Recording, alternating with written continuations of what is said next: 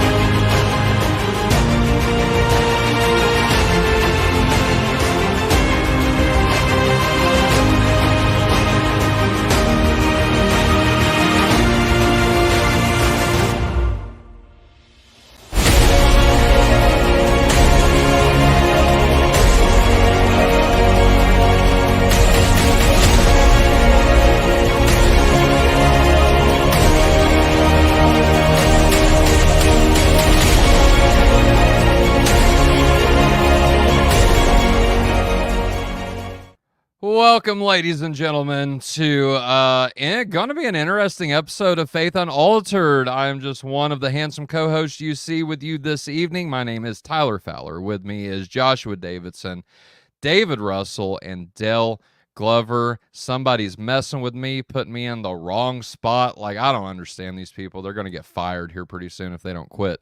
But with that being said, gentlemen, welcome. What is going on, guys? Not much. Just having a slower Friday. It was a good week. I ended up having to do computer training today, so it was a slower day for me today. Okay. What's up, Dale? Yeah, I've only had one podcast this week. I forget what it was. Was that the one I did with? Did I do that with you, Tyler? Or I forget now. But man, I don't know. Yes, we did. What was it about? I forget. Yeah, I'm drawing a blank too. But other than that, dumb. That was it. So I've kind of had a slow week, but I really enjoyed the presidential debate last night. That was I just watched it. Yeah, some great times. Train wreck. It was a train wreck, an absolute disaster fire. Like, that would be if, like, me and David got on here debating Eastern Orthodoxy and Protestantism, and all we said the entire time was, "Nuh-uh, you're wrong. Nuh-uh, mine's the best. Nuh-uh, mine's the best. You're a liar. Absolute fabrication." Malarkey. Malarkey, yeah. I'm gonna have to remember that word for David Russell whenever he says something tonight. That's a bunch of malarkey. Come on, man. Yeah. Anyway, train wreck, but good thing we're not a political show, right? But we are going to be responding. So that was, I like that, Dale. That was a good segue up into what I'm about to say. So though that was filled with some very, very cringy things that were said, we're going to be looking at some cringy things that were said, but it's not by former President Trump or quote unquote President Biden. We're going to be looking at things said by Professor Dave Farina, Joe Rogan, Terrance Howard, and AJ Gentile from the Y-Files. And so all of these guys have one thing in common, and that is they've said some kind of silly things. We're going to start out very, very kind of shallow on the shallow end. I'm not saying what most of these guys say has any deep kind of connotations whatsoever, but I do respect AJ a lot more than I respect everybody else that we're going to be looking at tonight. Just simply because AJ doesn't have that, I hate Christian type persona, right? And I don't know if Joe or Terrence or Professor Dave hates Christians or whatever, but they say a lot of negative things and can be really, really rude about it sometimes. And so I don't want to give off that effect. Tonight, I want to address these guys in love and respect, but I will say that I do respect AJ a lot more than any of the other guys that we're going to look at tonight. And so that's where we're going to start. And look at a little statement that was made about hell. We're going to talk about the Terrance Howard and Joe Rogan interview, where Terrence said things like Jesus said that we're all gods and this, that, and the other. And then we'll wrap up with Professor Dave talking about how Hebrew mythology, quote unquote, stole from ancient Mesopotamian mythology, and ancient Sumer specifically. And so, David, I know you didn't get a chance to let us know how your week's going, brother. How you doing? Man, it's been a rough one, I'm not gonna Yeah. lie. Yeah. It's pretty drained physically, emotionally, and spiritually as well. A lot of stuff going on in there. It happens, dude. It happens to all of us. Like we were just talking before we came on, right? And all Christians, no matter who you are, no matter where you've been, no matter where your walk is with Christ, we struggle sometimes. We get down, and sometimes sin kind of manifests itself. I'm not saying that's what happened with you. You're definitely fighting a spiritual war, and prayers with you, my friend. But it's something that we all do. So if I could give anybody anything, just a piece of advice, a practical piece of advice, is don't think that you're alone, because you're not. We all struggle with this. Everyone, I don't care who they are, the biggest name in Christianity struggles with sin. And so don't feel like you're alone. And if you need somebody to talk to, reach out, faithunaltered@gmail.com. And every one of these guys, except for Dale, we're trying to talk him into it, but has social media, Facebook, so you can reach us there. But other than that, guys, is there anything else? Dale, I saw you on mute. You wanna come back to that real quick? No, I was just waiting.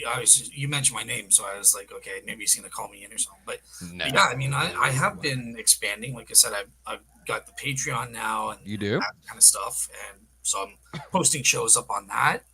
Tyler knows about that from my logic course. Maybe I give you an endorsement. I don't know, but I endorse your logic, Dale. I definitely endorse your class, and I think that people should sign up just to take that class. And it's not expensive. It's going to be cheaper than going to seminary or going to a college or anything like that. Like, you pay, what is it, Dale? What's your high tier subscribers payment a month? I think it's about $20 a month for the course kind of thing, right? So super cheap to get. And Dale, you are a philosophy professor. I mean, that's what you've done. So like, people are getting really good stuff in grade A. It's just like taking a philosophy course at a college. Dale's teaching it. He has slides. He goes in depth, logical fallacies. So if that's the kind of thing that you're into, I endorse it 100%. So basically, if you want to see how wrong somebody can be, watch Dale's. Well, there you go. There you go. Take the fallacies and apply them to your daily life. And anyone it could be wrong. I did a little bit with the presidential debate, and I lost track after like 20, I think it was. But other than that, it was an interesting time. So you can learn a lot from Dale. Dale, is there anything you want to say on that before we get started and kick this first video off? Just want to say, what a load of malarkey from David Russell. This is coming from the guy who doesn't know what a hypothetical syllogism is. And all right, before we get into any more of that nonsense, so I just want to shout out to the people watching right now, and one in particular. I don't know what this name is, but I absolutely love it. Guba Nub Nub Duraka. That's pretty good. Oh my God, yeah. That's an pretty interesting good. one. So you win the internet tonight, sir, or ma'am. I don't know. But thank you for being here. And yes, I agree. Amen. Lord Jesus Christ, Son of God, have mercy on us. Amen. That should be pronounced Gubba, I think. Gubba Nub Nub. I don't think he cares, like, how you pronounce it. Like, it's just Gubba Gubba Numa. Anyway. All right. And yes, 1 × 1 = 2, according to Terry Howard. So anyway, that's the kind of stuff we're going to be getting into, guys, tonight. So please if you haven't already, subscribe to the channel, and share this content. I think it's going to be really fun, and it's going to be really good. And so let's get into it. And also, if you have any questions for us, please feel free to ask at Faith Unaltered in the chat. And also, super chats, as always, get priority. So with that being said, let's go. So this first one is from the Y-Files. Again, AJ, I love AJ to death. So I watch Y-Files religiously. And most of his stuff, I find it very, very interesting, very, very good. I love Hecklefish. Like, he's got a little sidekick So I don't know if anybody's ever seen Y-Files or not. They've got like, I don't know, I think it's between 1 and 3 million subscribers. I haven't looked at it recently, but it's definitely something to that effect. So they're a big name channel, and I think AJ is doing some awesome stuff over there.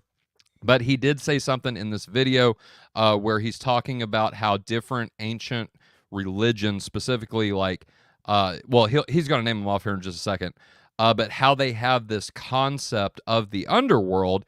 And though I agree with most of what he says here, if you apply it to like Dante's Inferno type hell, okay, I would agree.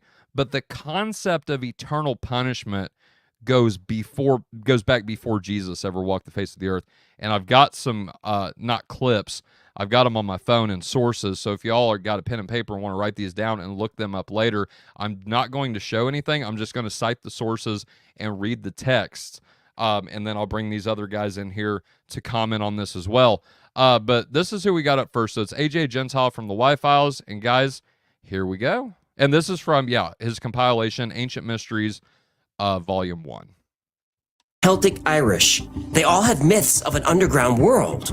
More modern myths may call this place hell, but it could be argued that hell is a relatively new concept, that it's a construct designed to create fear and inspire good behavior. But before the concept... Okay, so I want to back this up actually just a little bit to get who he's all talking about here.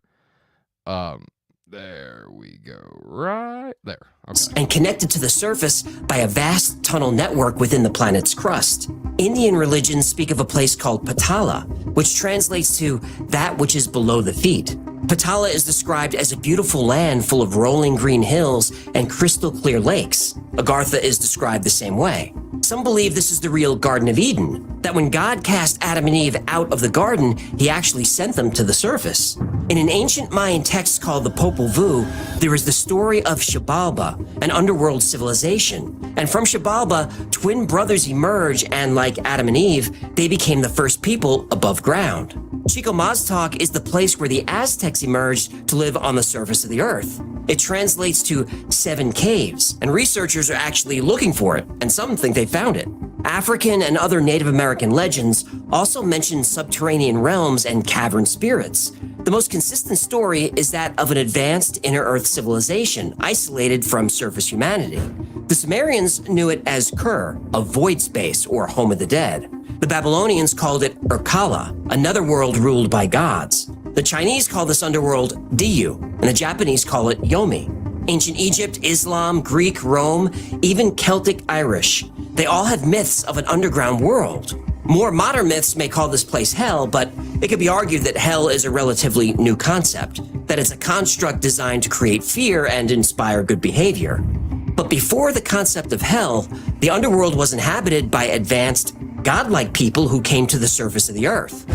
All right. And that's where we are going to stop. And so, with that being said, Josh, do you want to say anything before we dive into the text that proved this statement wrong? Go ahead.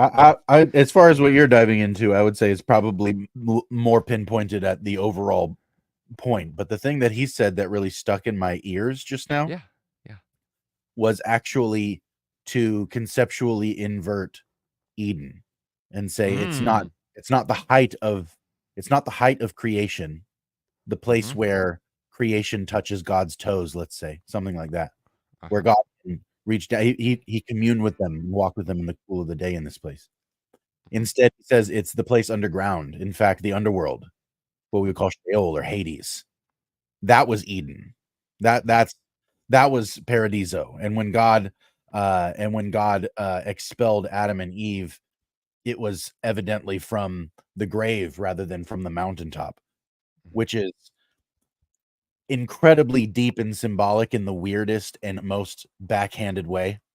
And so I'm struck by the fact that he said that, but in a certain sense, it's interesting that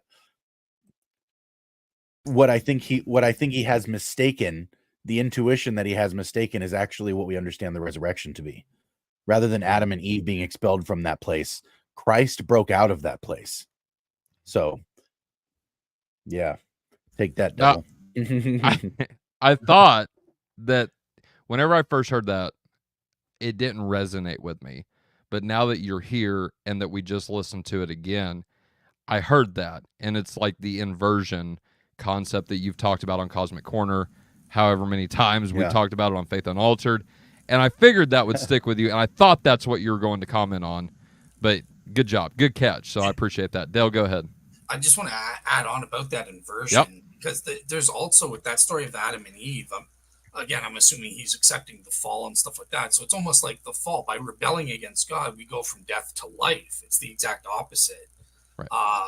So that's one thing that I caught with the inversion there. Another thing that I caught that was interesting is, so he has this, he's confusing hell with Sheol, which is just the abode of the dead in the earliest Old Testament period. It's for both good and bad. Everyone that dies goes there, right? And I mean, everyone has these legends, but he cites various notions of kind of a realm of the dead or an underworld, and how it's common to everyone. So I don't know if his point, because I haven't seen his show, but if he's trying to imply, well, look, they're copying, obviously the Jews and the Hebrews are copying this idea. Well, what about the Chinese, or he's citing North American cultures? They all independently Islam are coming up with these. Well, Islam's derivative of, I would say, the Bible and Christianity and Judaism, but right. But these other cultures are independently apparently coming up with the same thing. So he's kind of undermining his argument. If he's saying, well, the only way the Bible could have gotten this notion of an underworld or Sheol or hell is by copying Sumer or these earlier cultures. Well, hold on. So just to clarify on that, AJ's not making that argument. That's going to be brought up by Professor Dave later on. And so I'm sorry if I didn't explain that. This isn't necessarily like AJ saying that they've copied from it, as Professor Dave will say that later, specifically in another clip that we'll watch. But two different guys, yeah. So what is his point then, mostly about this? The fact that there are other cultures that have this notion. So in the context of the entire video, and Josh, I'll let you jump on after this. So he's more talking about like the hollow earth theory, and where like these stories might have derived from. There's this big concept, for those who don't know, about the hollow earth, and that there are people in ancient civilizations. He mentioned Agartha specifically in that video, in that little clip that we just watched. And so that's the overall context of what AJ's trying to hint at here, is basically that all of these religions have stories about people coming or being put in an underworld type scenario. And later on then with the hell comment, which is what I'm going to comment on here in a little bit, that might have been a later evolution of some of these older concepts like Sheol, like Hades, and then whatever else, Ker, I think he mentioned as the ancient Sumerian. So that was more of a later derivative of, and I believe that idea is patently false.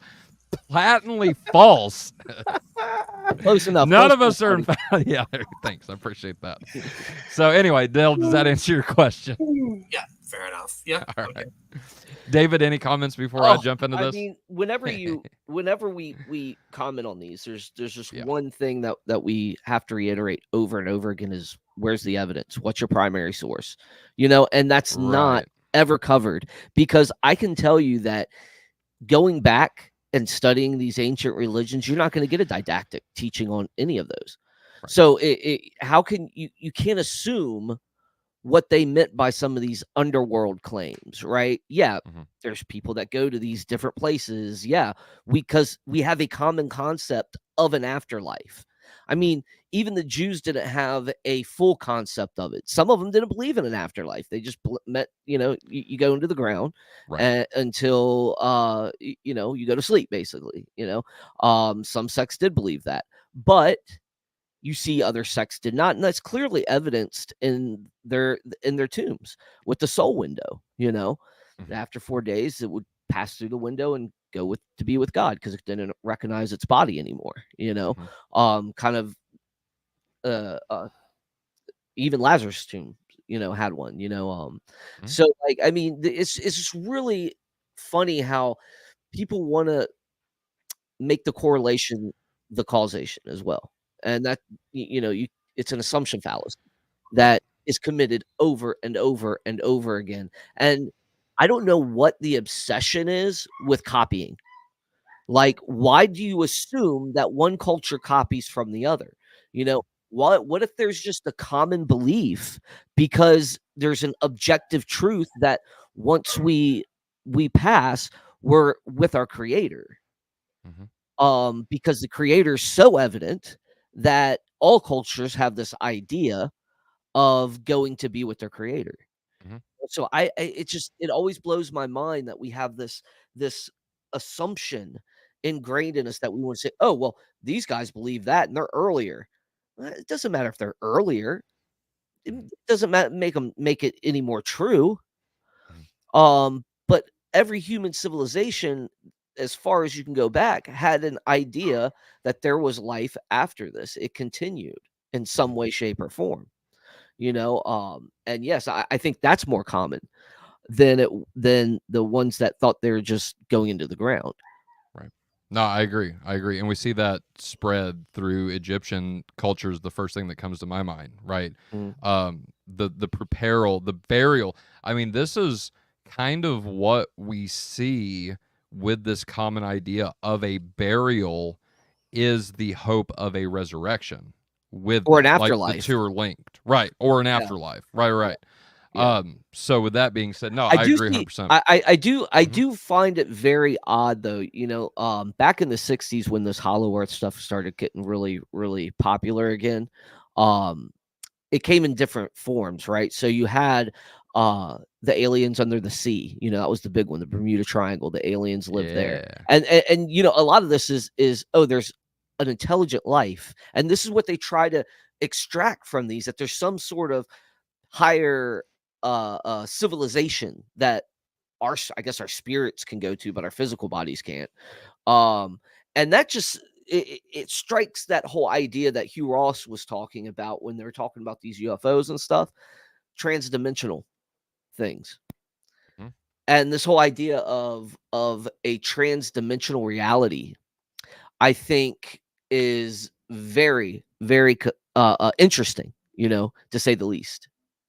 So it's compelling to think that the universe has more to it than you can see, and then being human, we naturally fill the gap. But I think the thing that also is kind of underlying some of the things he said in that clip, that he's not saying out loud, but kind of implying, is that it seems like he's saying not only is the notion of hell in the Christian sense a new development, historically speaking, which is what it sounds like he was trying to indicate, is that hell is an idea that developed long after these other ancient world religions. But the other thing that he seemed to try to indicate without actually saying it was that hell as a judgment, and the judgment of the gods or something of that sort, was unique to Christianity and also a later development. It seemed like he was trying to lump those two things together and say, yeah, this was an afterthought, really, and you used it as a control device by making people afraid, right? That's what I got. Which isn't the truth at all, because death was so prevalent. Some of these people begged for an afterlife by going through the things they went to. Some of the plagues were, I mean, their insides turn to mush, and they see this stuff and every day, and they see death every day. Not odd to we see roadkill on the road and we're like, oh man, that deer got nailed. But back in those days, I mean, you could walk down the street and see a person easily huddled up in a corner dead. It wasn't it wasn't uncommon for family members to die in your house. It wasn't uncommon for babies to die in your house and children. Things that we look at with horror, but yeah, I hear you. And then lumping that into, well, it's a control device. No, hell was never a control device. It's there, it's something that we have to talk about, because eternal separation from God isn't something to joke around with, Right. It's part of the system that was created. I mean, let's just call it what it is. Like, hell is part of the system that was created by God. And to say that it's like a later invention, well, by who? The Roman Catholic Church? Because they didn't exist in 1 AD. They didn't write the Book of Enoch. They didn't write the Testament of Abraham. They didn't write 4 Ezra, foreshadowing all these texts that I'm getting ready to get into. But they didn't write these things. The Roman Catholic Church, quote unquote, came in 1054. So this is 1,000 years after the fact. Now, is there one Holy Catholic and Apostolic Church? Yes, but we were united then, before 1054. And so just the historical element that, like, I just want to ask AJ, invented by who? Because Jesus talked about this. People before Jesus talked about this. The Old Testament talks about this concept of eternal punishment. That's what I'm taking hell to be in this context, is the concept of eternal punishment. But Dale, jump on real quick, and then I want to get into these texts. Yeah. Okay. So just a couple things I wanted to say. So the first thing, just kind of responding to David's point that hell is not a system of control. I actually kind of disagree with that a little bit, because I do think that hell proper, the end state, is a basically akin to a quarantine zone. And the quarantine zone is to control the spread of the sin disease. So, I talk about what's the justification for punishments, and I always take a consequentialist understanding. Well, one of the beneficial consequences of punishment will be to quarantine dangerous people from others. And if people are unrepentant and they're not going to meet the conditions for salvation, in other words, they want to retain that, they don't want to be cleansed or purged of their sin disease. Well, as we know, sin breeds only more sin, and that's why God has to control the spread of that disease by quarantining. Yeah, that's not what I meant, Dale, at all.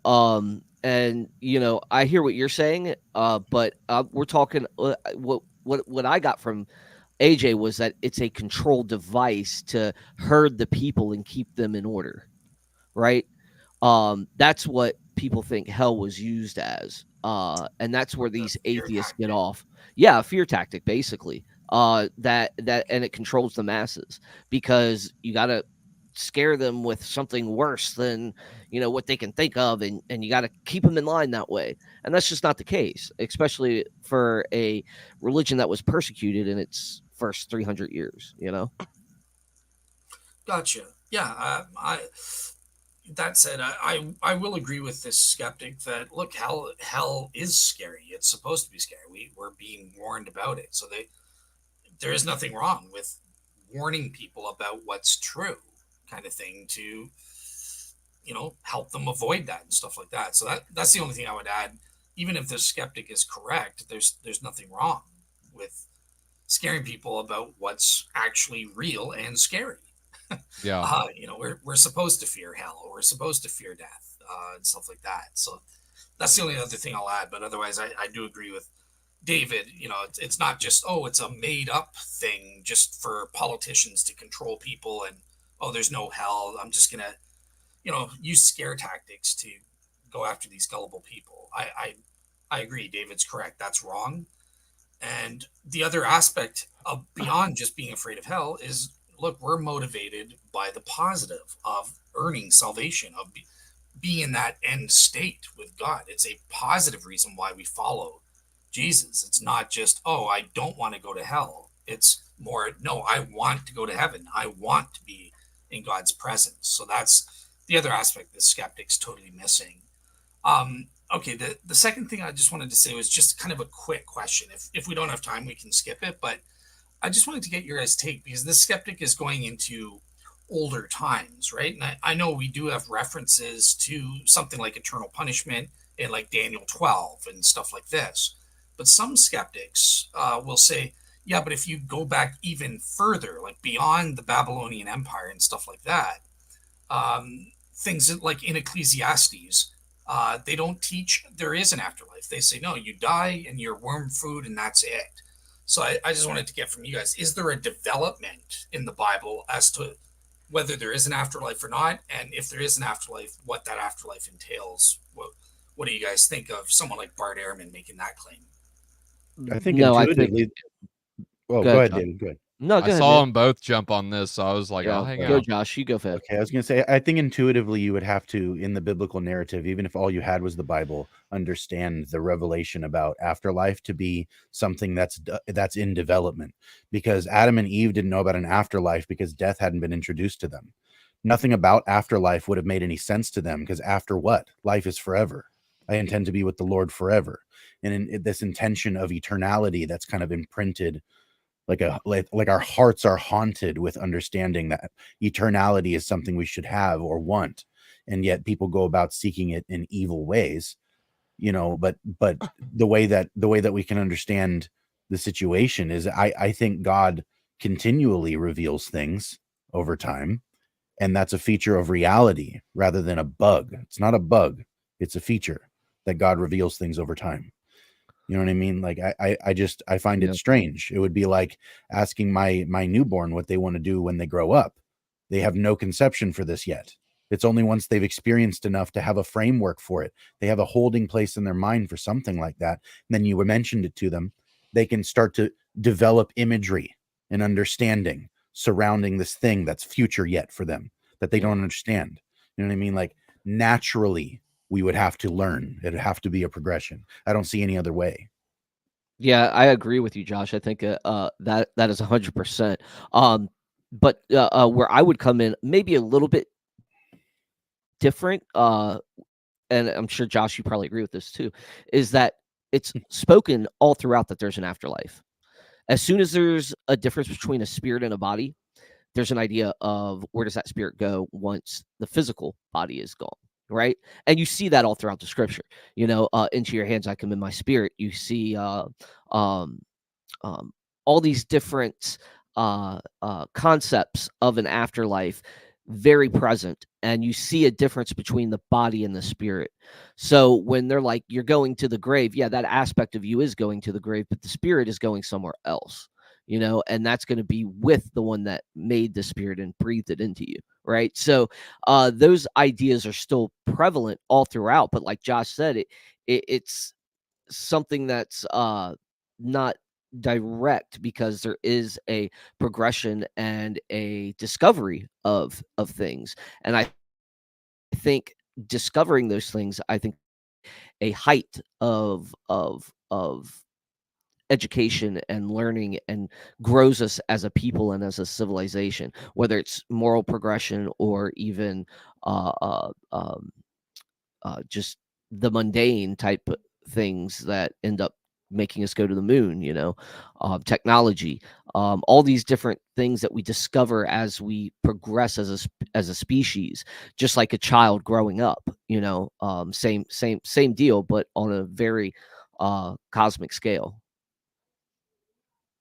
So to answer, Dill, your question very quickly, I would agree with both of these guys in some sense. So I think that given Abraham, who came out of Ur, right? This is where the scriptures say that Abraham literally comes out of. So he's in the midst of this, Mesopotamian mythology, I guess you could call it. He has the concept of an afterlife in the sense that he's got the concept of the resurrection, right? This is why Hebrews tells us that he sacrifices, or is willing to sacrifice, I should say, his son, is because he knew that he would be raised from the dead, right? Now, does that mean that in that moment he would be raised from the dead, or does that have a second connotation or a dual prophetic fulfillment of an ultimate resurrection? I think the concept's both, just personally, but it's definitely the former as well, because the promise was given to Abraham that Isaac would be the father of many nations. Abraham is the father of many nations through Isaac, through Jacob, and so on and so forth. And this is how we come up with the Hebrew dynasty, or the Hebrew kingdom that was led by Saul, David, and Solomon until the split. And so to go back to as far as Abraham, do we get any direct evidence of an afterlife? I think so. I think in the scriptures, whenever the gospel was given to Adam, to Noah, to all of these people, that they understood what it was, right, to preserve life, because, like Josh said, death was never the intention, right? Sin crept in the world. This is where death comes. So the idea from the get-go was to spend forever with God, and to live in his midst forever. And so I think that concept, even after sin was introduced, was carried down through the generations, and that's why these other cultures that came from Noah, right, developed things like, Ker or Sheol or Hades or whatever, however they want to call it. It's for all intents and purposes the same thing, right?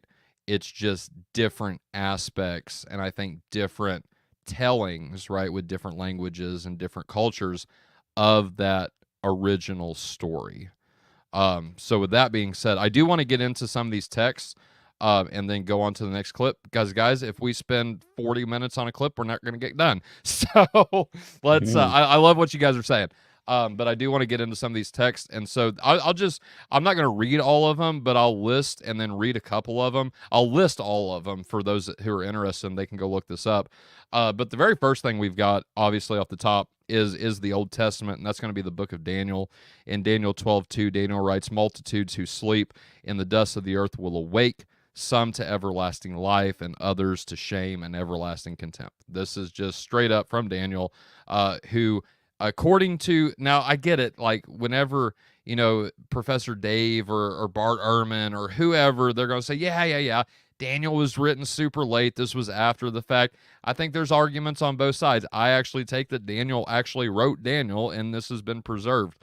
But the idea that there is the resurrection, and we're not going to spend our time. So I guess I should have said that in coming into this, for those who haven't watched this channel, for those who don't know really where we're coming from. Obviously, Faith Unaltered is a Christian podcasting network, and so we are taking the Bible. We're presuming the Bible's validity, the authority of the scriptures.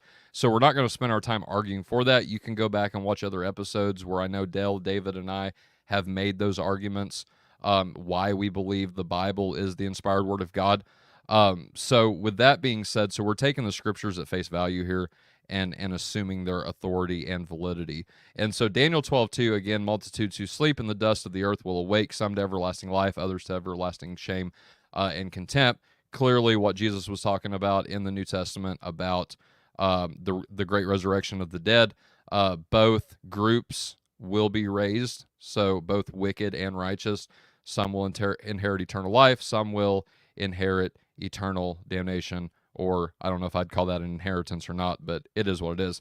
The other one that's older, that's older than Christianity, maybe not older than the book of Daniel, but older than Christianity for sure, and we know this because of the Dead Sea Scrolls, is the book of Enoch. And so this is, now I know what people will say is that, well, the book of Enoch was broken up into sections. It was written over time. Like, we didn't have all, I think it's 109 or 108 chapters.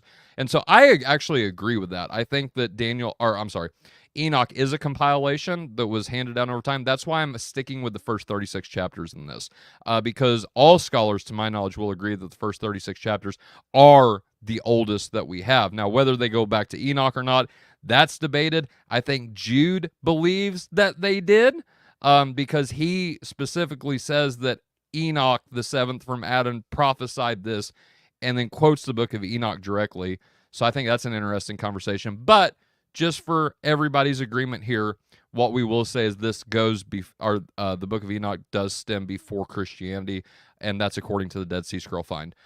So the book of Enoch in chapter 10, verses 13 and 14 says this, quote, "And to Michael also the Lord said, Go and announce his crime to Samyaza and to others who are with him, who have been associated with women, that they might be polluted with all their impurity.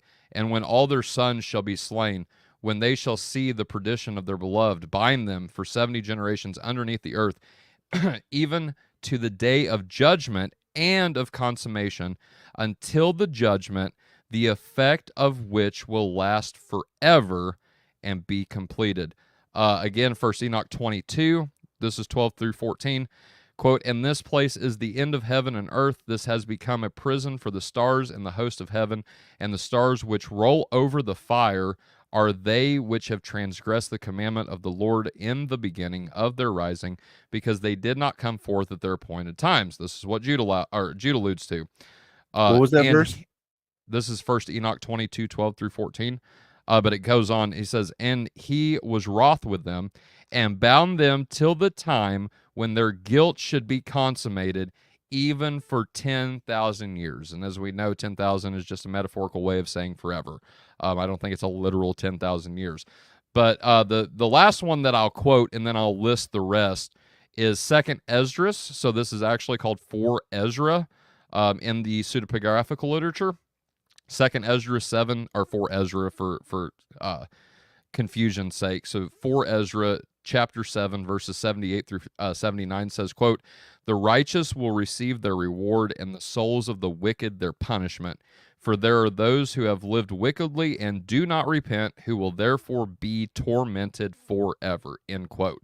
And so the last two I have, the Testament of Abraham, chapter 11. This is in the longer recension that, according to some scholars, I don't know the exact date on this, but it is, the origin of this goes back to Egypt. And then the Apocalypse of Abraham and the Apocalypse of Baruch are all Jewish. And I guess the common theme I wanted to get at here was that these are all Old Testament, apocryphal, pseudepigraphical texts that have their origin within Judaism that we know stems to Moses.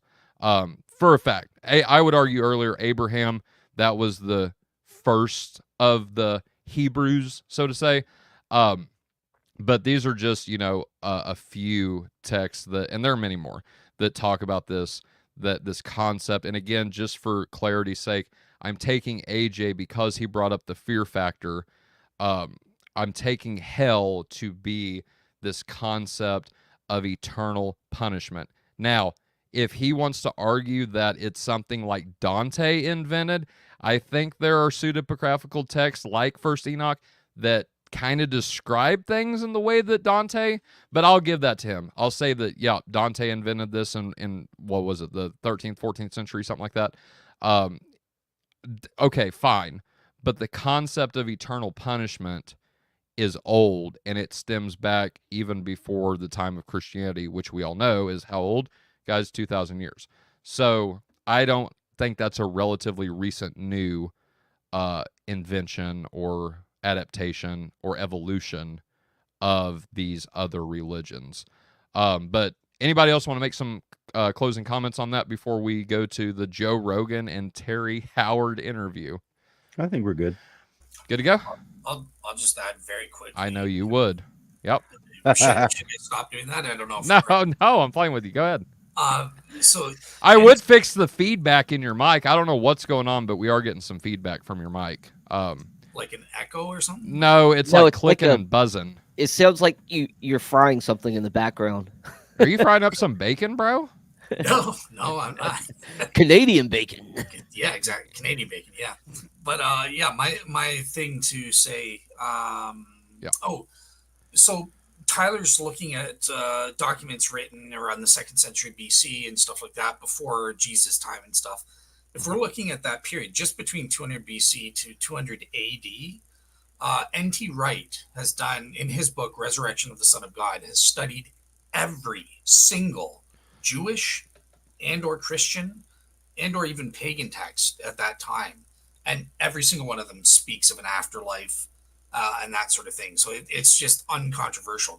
There are no sources, especially of a Jewish or Christian type, that don't talk about the afterlife and or the bodily resurrection of the dead. So if that's the time period we're looking at, this atheist has failed. Yeah. Right on. I appreciate. See, the only reason I didn't give a specific. I mean, you're right. Those are the texts I'm looking at before Christianity, but because he said just relatively recent new, I don't know what time frame he has in mind per se. Like I said, I would assume it's Dante, but I don't know that for a fact. So if AJ somehow sees this and wants to clarify that, then by all means, tag Y-Files in this video, and maybe he'll get to it. I don't know. He's probably super busy, though, and we're a super small channel. So help us out with that. Subscribe to the channel. Thanks. All right, next on the list, and thank you for that, Dell. I appreciate it. Next on the list is the very famous or infamous, however you want to look at that, Joe Rogan and Terrance Howard. And I'm not going to give any really intro to this. A lot of people have seen it. But Terrance Howard made some very interesting claims, scientifically debunked claims throughout this entire interview that other people have talked about, but I haven't seen anybody talk about his religious claims that he brings up here. So we're going to look at 2 clips very, very quickly.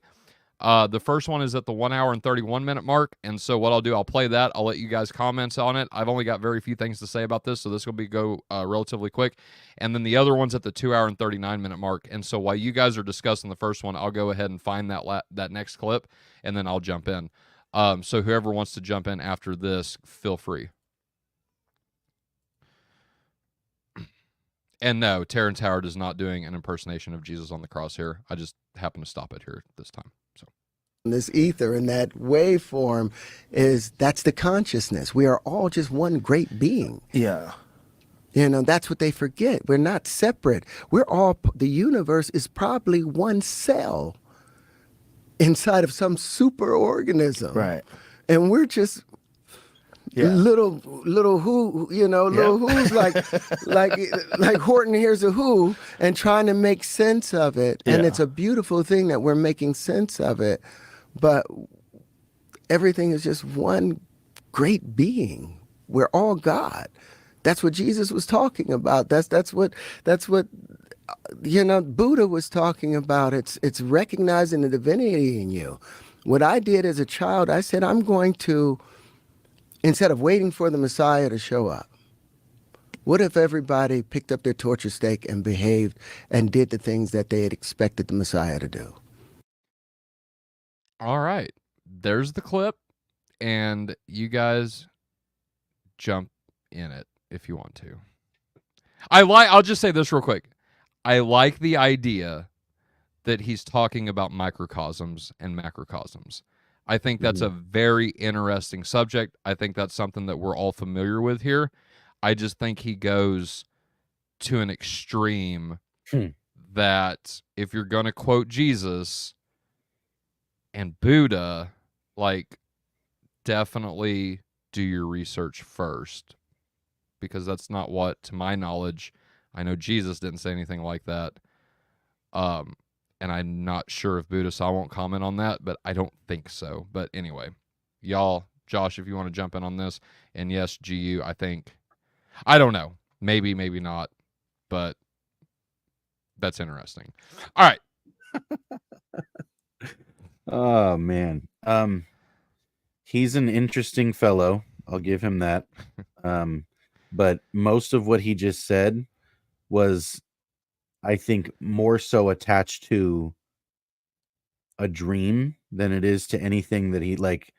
I'm not sure that he has a better framework to hang the thing on, but it sounds like what he's trying to talk about is the idea that everybody is a shared common consciousness that's just broken into tiny pieces inhabiting matter right now, right? And then he said after that the entire universe is probably just one cell for some sort of superordinate mega being, right? Yeah. And it's like, okay, I think you have a good idea, but you're not really considering the idea. You're kind of jumping to a fantasy extreme, which is, I mean, it's enchanting and that's cool. It's better than materialism. I'll give him that. But it's a very weird concoction is what I would say. It's a very, very strange concoction.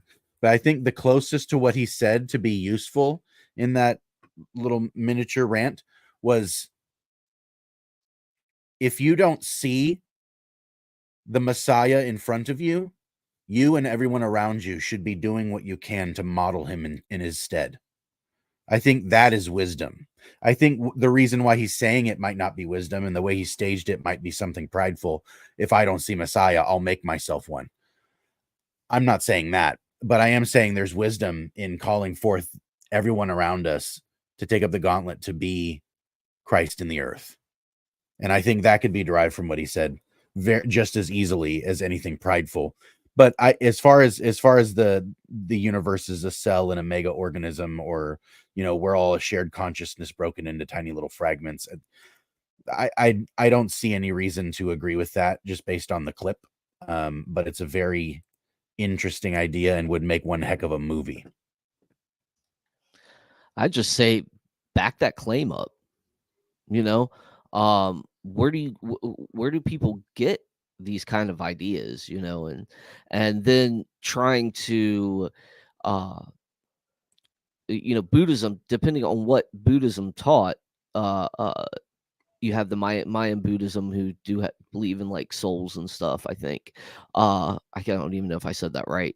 But the original forms of Buddhism are very atheistic, almost in a way. You know, I debated a Zen Buddhist for a number of years, and it's just the oddest thing. Basically, it comes down to you need the self to tell the self that there is no self.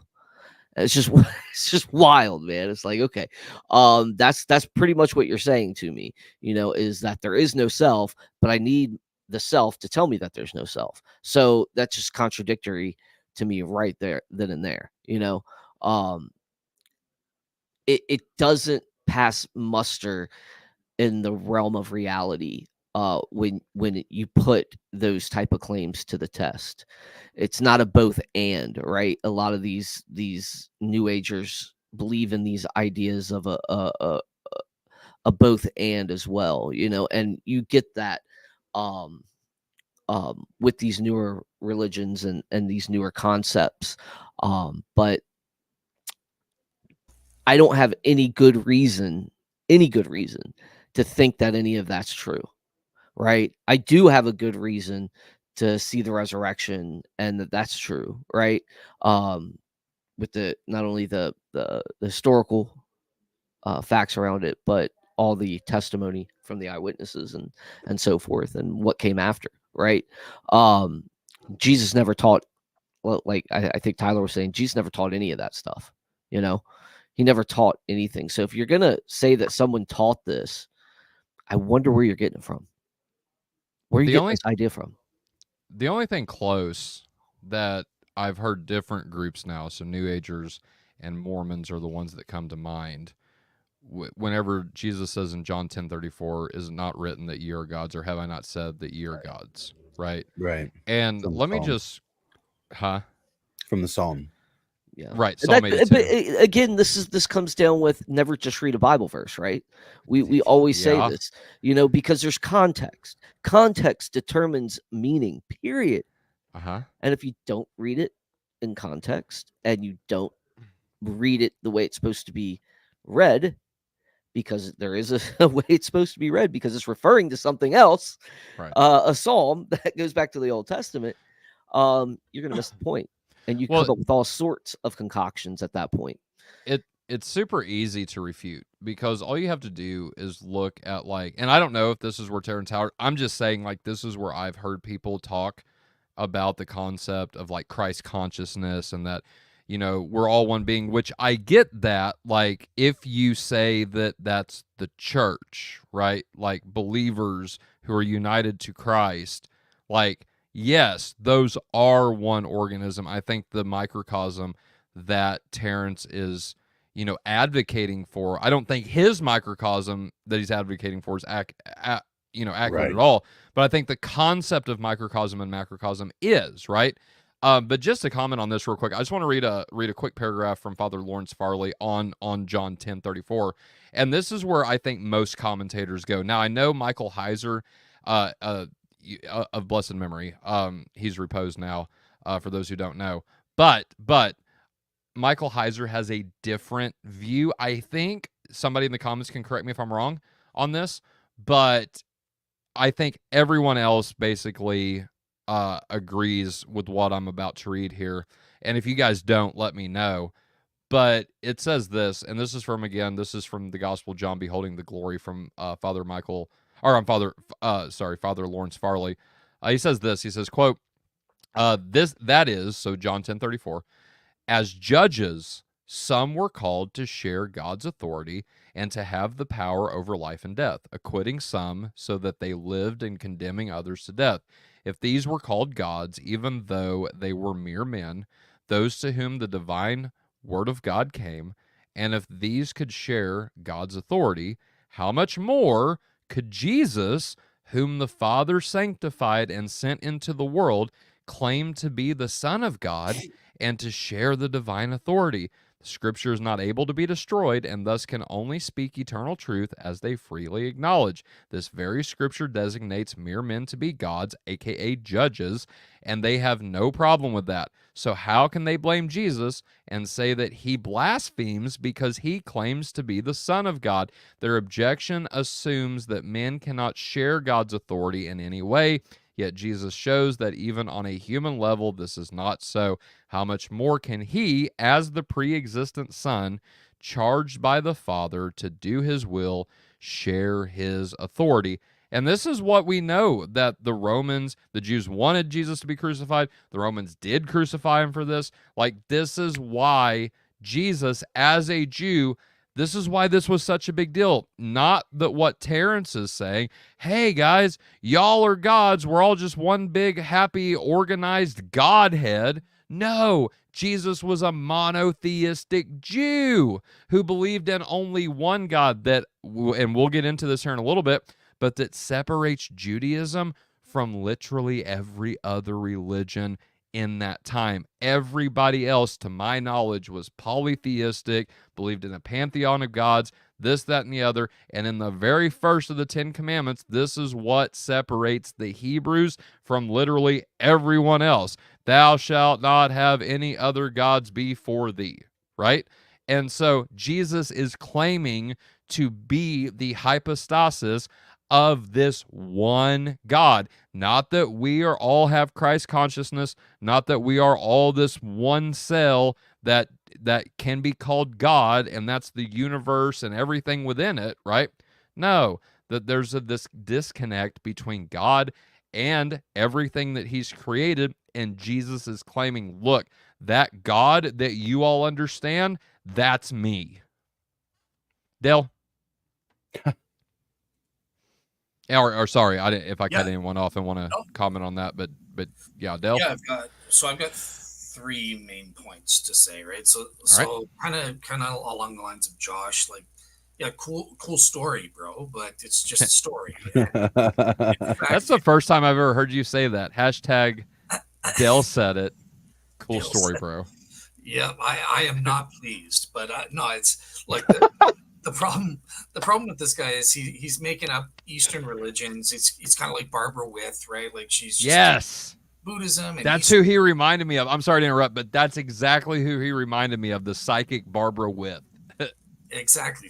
And all New Agers, they do this. They've got this affection for privileging Eastern religions. But if you want to know who Jesus actually is, you've got to go to the best historical source that every scholar in the world admits, even non-Christian ones. That's the pages of the New Testament and the Gospels. And that's right. Look, the first point here about this thing being an organism, I wouldn't interpret the body of Christ literally as an organism, but that's kind of a minor disagreement. I get what Tyler was saying there, but this doesn't make any sense to me. Like, we're a cell, we're a part of God, in other words, is what this guy's trying to say under pantheism. How does that make sense? How am I God and someone who's divided from me, separate, David Russell or Josh, they're also God? No, we don't have the individual divine essence. God is God. I'm Dale. I'm a human being, kind of thing. So that's one thing that I never get with these Eastern religions is how does an individual essence or consciousness divide itself? That's impossible. You can't. Individual essences are indivisible by essence. They can't be divided. But all of these Eastern religions come up with this incoherent idea that for some reason we're divided and undivided. It doesn't make any sense to me. So it's because we're God and we can be paradoxical, Dale. Dale, can I follow up with that before you get to your second point, just to add on? We see this trend over and over again, and you guys, we always talk about this, is it's really taken away from the unique way God made us, right? It's really corrupting the image of God and what we are actually supposed to be, trying to make us believe that we're something we're not, right? And that has been repetitious throughout history. This is like one of the ploys of the enemy, is to take away our individual uniqueness, but in this case, making our person higher than what it is. Oh, you'll be like God, or you'll be gods, and it is really a distortion of what we are, and it actually takes away from our uniqueness, because we're all individuals created in the image of God, yet we're all individuals. Did you just bark? Huh? No. Did you hear that? I heard that. I did. Like, It it sounded like somebody went, and turn your volume down, y'all. Hold on, I will. It sounded like, Wow. Nope. Yeah, that was weird. I heard that Sorry. too. Technology. Weird. anyway. Oh, yeah, great. Yeah, I totally agree. I agree with you, David, fully on that. For a minute, I thought you were going into my third point there, but my second point here is obviously, again, look, Buddhism. I believe Buddhism proper, the teachings of Buddha, are reflected in the original Theravada Buddhism, which was atheistic. That is totally contradictory to the divine scriptures and to what Jesus taught, just historically. Even if you're not a Christian and you think the Bible's just a garbage book, just a random historical book that's unreliable, even still, historians will still say Jesus believed in God. So that's just a straightforward contradiction right there. The third and final point that I think is really important with this Buddhism aspect is there's a fundamental difference between Jesus and Christianity and Buddhism. Christianity and Jesus were world affirming, right? The world is created by God. It's good. It's been corrupted by sin, and that needs to be purged. But our bodies, the creation, the universe, these are good things in and of themselves. They've been designed by God for us when functioning properly, and it's a good thing. Buddhism is world denying as a religion. Deny yourself. Deny. You have to the four noble truths, as it's called, right? This is the core of Buddhism proper. To live is to suffer. That contradicts Christianity. No, to live is good. We only suffer because of the fall, but that isn't inherent to life. Life is good, right? So this doctrine of dukkha, to live is to suffer, is totally contradictory. Is that like Dookie? Yes. And then suffering is caused. I thought you just said it with a Canadian accent. Sorry. No worries. And then suffering is caused by desire. This is the doctrine of tanha, or attachment, right? No, desires again are good. We are created to have certain desires, but in order to in Buddhism, you have to eliminate. How do you eliminate suffering? By eliminating all your attachments, even your attachments to your own individual essence and stuff like that. And by following the Eightfold Path, you eliminate everything, including yourself. The ultimate goal is this nirvana, which is kind of a they were a good band. Sorry? They were a good band. Yeah. But nirvana, it literally means a quenching or a blowing out of your own soul. You cease to exist. Anything that tells me to deny that beautiful I that God created, no, get out of my face. You're a false religion. You're satanic. No, I love my essence, my soul that God created, and I will never give up life. It's good, whether spiritual life or my physical life, as long as I can, kind of thing. But physical life in the sense of the resurrection. Look, we are going to become resurrected as well. So life, both physical and spiritual, is good. We need to be world affirming, not world denying like the Buddhists. And Jesus and Buddha, contradictory on that front. Did you have a third point? I agree with that. I think that the contradiction is obviously when you point it out like that, but in an ironic sense, also Christianity makes all of the intuitions that are inherent in Oh, you froze. In some sense when you get some of the teachings of Christ that almost appropriate the idea of confronting the world as though suffering were a feature and not a bug, right?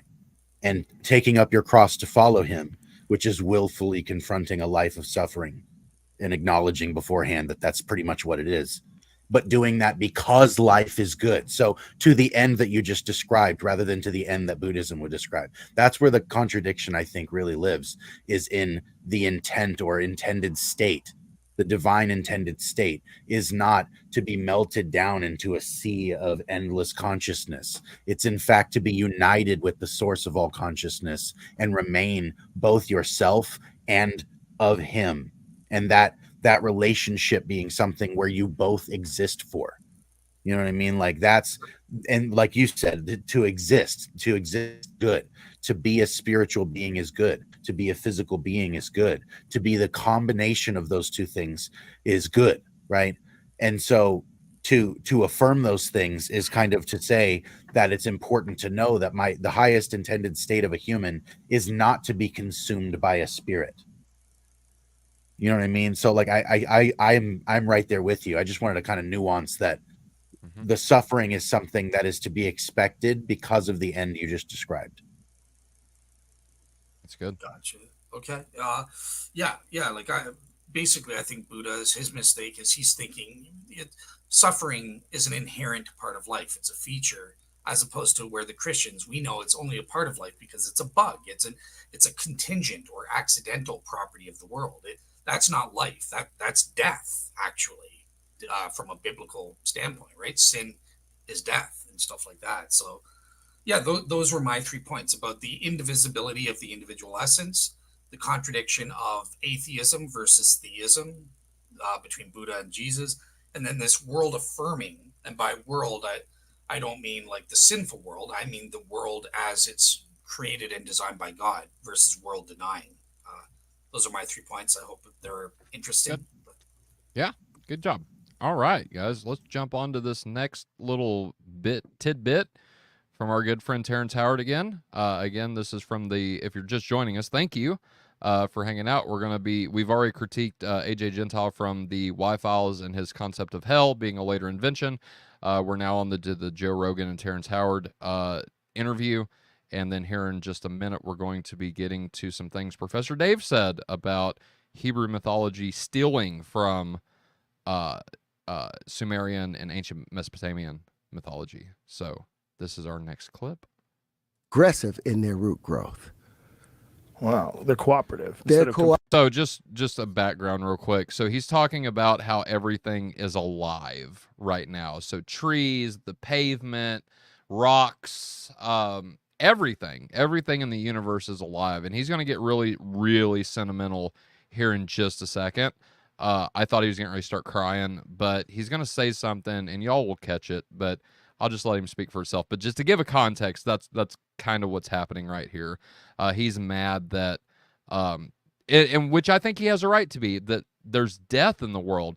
And this just shows that I think people who are atheists, and you'll hear Joe Rogan agree with him. I don't know if Joe's atheist or agnostic or whatever. I know he said some pretty hardcore things about Christianity, but with that being said, it shows, I think, this inherent intuitive thing that we all share as humans, right? Because we're made in the image of God, we have this inherent just disgust of death, right? And so I agree with Terry on this, but that's about all I agree with because of what he's getting ready to say. Well, yes, when they're in the family, the tree, they'll take radioactive carbon or nitrogen and put it on the leaf of a mother tree, of a fern or of some kind or fir tree, and they will put isotope or radioactive identifier at its offspring, and you'll see that mother tree is, through the mycelia, is taking that nitrogen and giving it to its youngsters. Yes. Yeah. They call out and they speak and they're interactive and they share resources. They're alive and sentient because everything is alive. But we see everything as dead because of what the Bible said. Because it breathed into life, and the universe is just one big nothingness of dead. There's nothing dead in the universe. Everything is alive and everything is a piece of God. So when we do good things, then God is good. When we do bad things, God works in mysterious ways.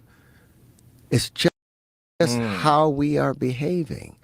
And we can all take the conscious level and recognize, okay, somebody's got to do the right thing. And if you do the right thing, the right things happen.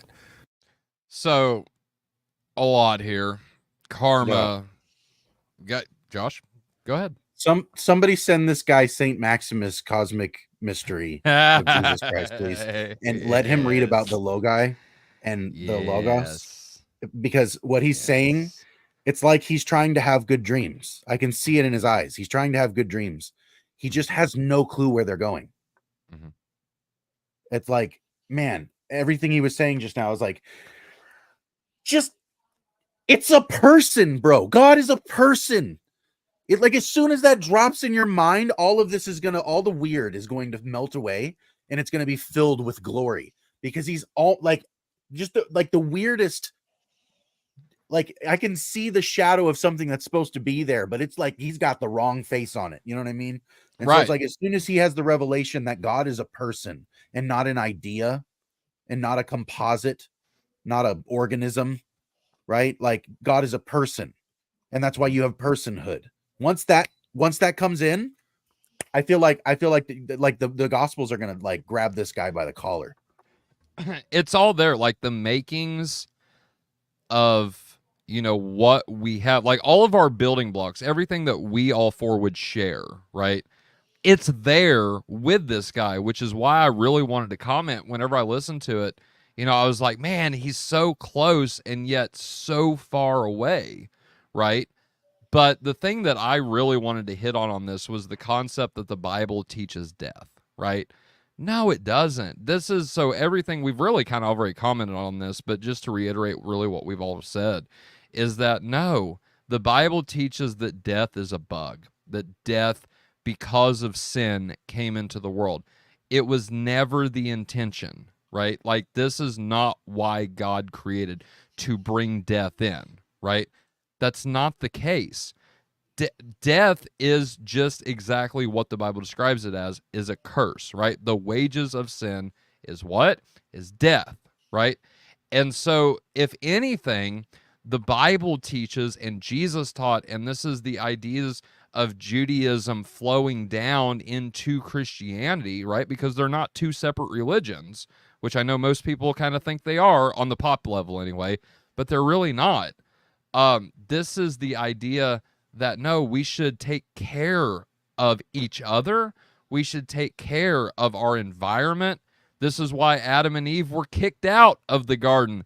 Why? Because they did not exercise dominion properly. They took it for themselves. They became greedy with it. And God said, nuh-uh, not in my game. And go on, right?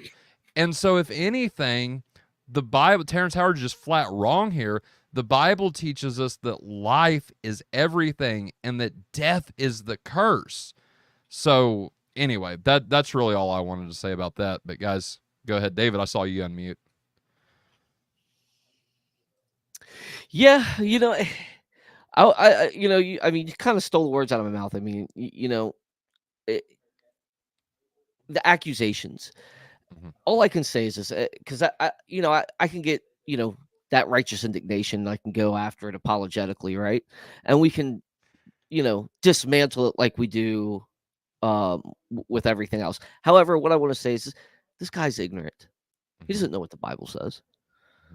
He's familiar maybe with cultural Christianity, and the decadence that we have kind of pushed it to in this country, but he doesn't know what Christianity is, like the reality of it. He doesn't understand it. He doesn't understand where it came from, where what its roots actually are. And it's a shame.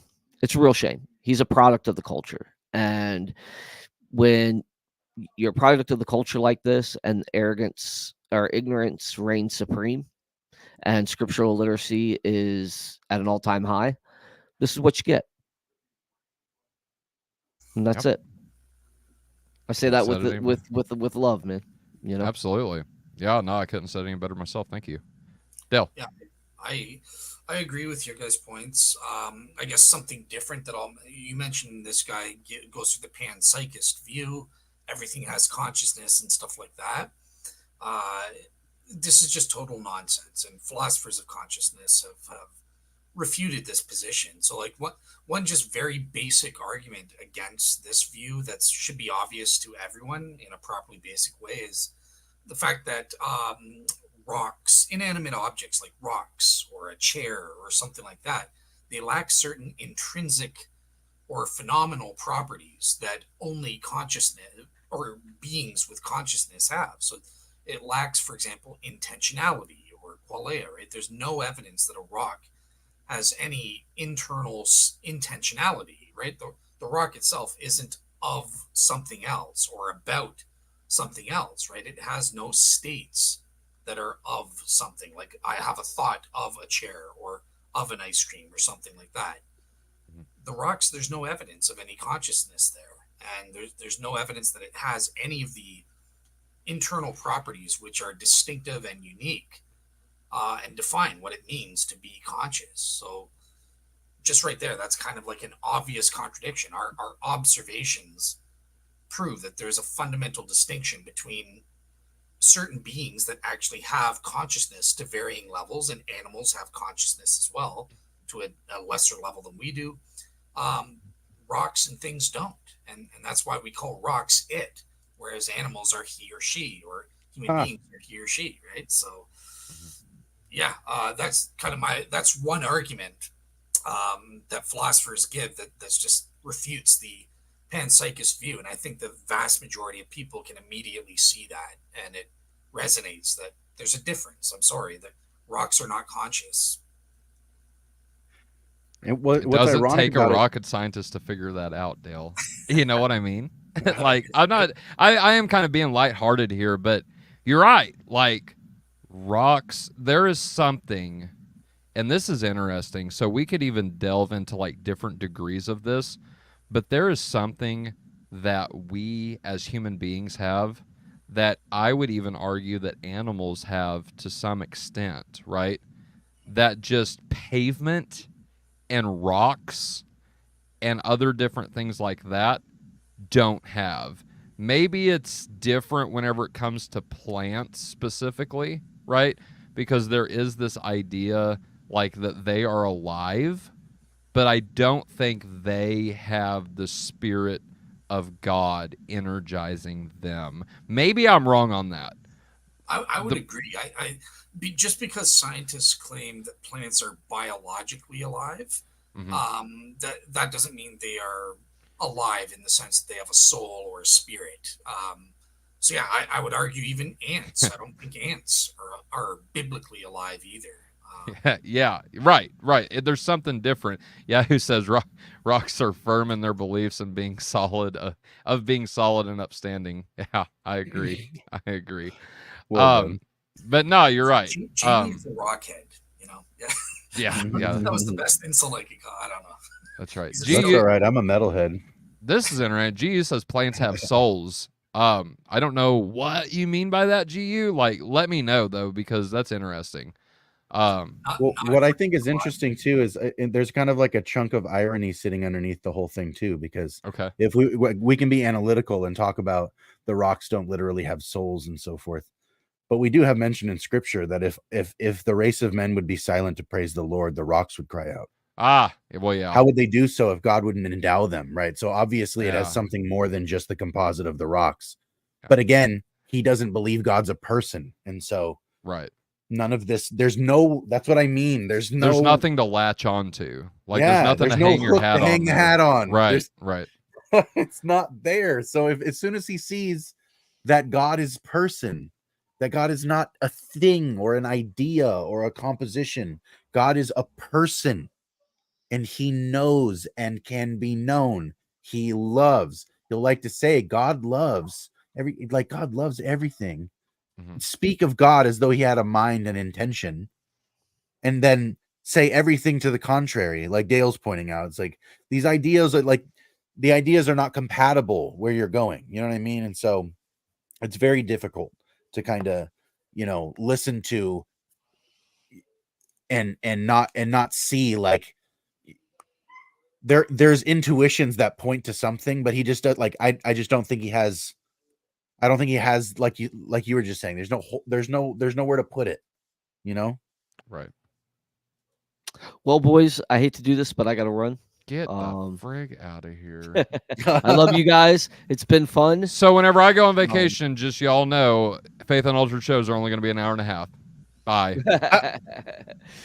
All right, guys. I'll talk to you. All right, bro. Don't worry, though. I will be back. Bye, David. I'll be back. God. Well, at least he showed up instead of like Dane, who cancels on me last minute. Oh, I'm so tired. I've been moving all day. Man, get out of here with your nonsense. I love Dane. So Dane, but no, Dane is not number one anymore. I don't know who is, but Dane's not number one anymore. So no. Yeah, he lost it today. He's talking all week. I'm gonna be here. I want to do this episode. Then now, 30 minutes before we go live. Ah, man, I can't. I told him, I said, you're not number one. I hung up on him, too. He called me back begging. He did, I swear. Ask him. I'm not saying anything. Look, I would not lie here knowingly, okay? I might be, I might say some things that, aren't true, but it's accidentally, right? So, but I'm telling you straight up, I hung up on him, and then he called me back crying. No, he didn't cry, but anyway, he didn't cry. But anyway, Dale, I know you jumped in there. You was going to say something real quick. Go ahead.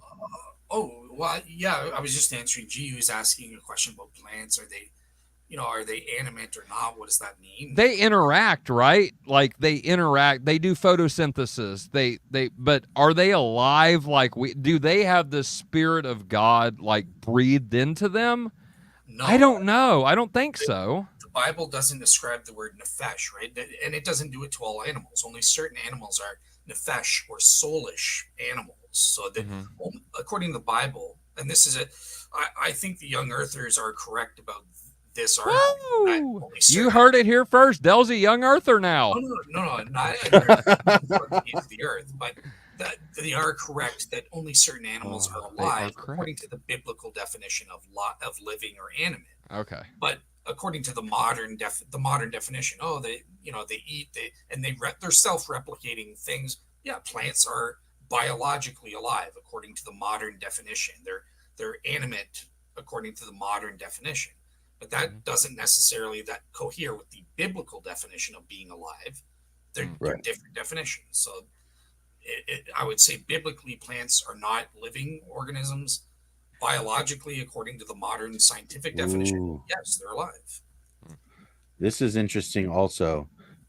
They have a nature that moves towards their God-given purpose. The acorn grows into the oak. I think that rather than saying it has a soul, I think that it has goodness.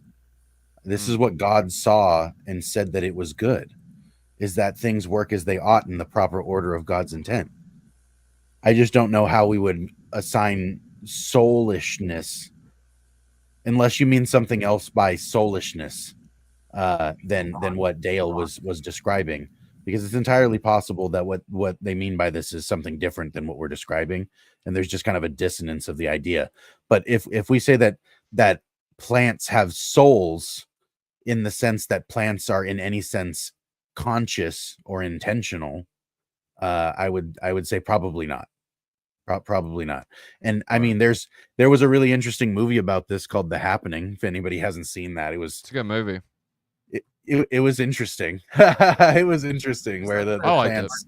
I like the thriller. Yeah. The plants were. The plants were protesting. Yeah. If I was acting, I couldn't do better than him. But still, that was not a good job.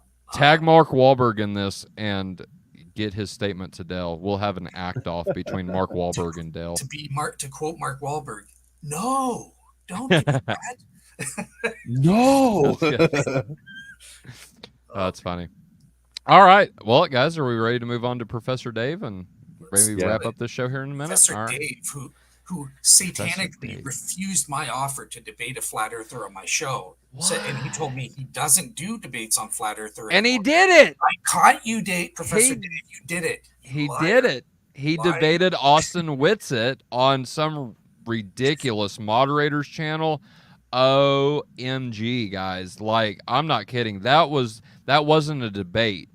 at all. It was an informal dialogue, and Dale, I know we have difference in opinions on those semantics, but I'm just saying that was not a debate. The moderator should have shut up, like learn from us, shut up, and let the two debate. Now, I get it. If they're constantly interrupting each other, you got to step in. You got to drive the conversation. I get that. But dog, shut up while you're moderating. Like, please. Anyway. I'm just going to go out on a limb and say Professor Dave, he is not biblically alive speaking. Yeah. either in a spiritual sense or the physical sense. He's a rock. Just comatose, man. Well, I'm just joking, Professor Dave. he says some pretty cringy things, and so I did reach out. Now he hasn't seen it or anything, but I did say, look, if you want a fair moderator, like, and you want to debate any topic, I don't care. We'll host it, and like all of us, even if we're all moderating, or one of us, like, we will be fair and stick to the times and stick to what y'all agreed on, because even during that debate, like, they changed it up. Like, the moderators, well, do you guys want to do this now? Do you think you should have a 5-minute rebuttal? And they're like, Dave's like, no, let's stick to what we agreed with. So we won't try to change it up. But if you ever want a fair, neutral place, let me know. faithunaltered@gmail.com, and we'll make that happen. But okay, so this next clip then is from Professor Dave. He is critiquing the Billy Carson interview that was held on the Joe Rogan Experience. And so there's going to be clips from both, right? So Joe Rogan and Billy Carson are going to talk, and then Professor Dave's going to come on and give his critique.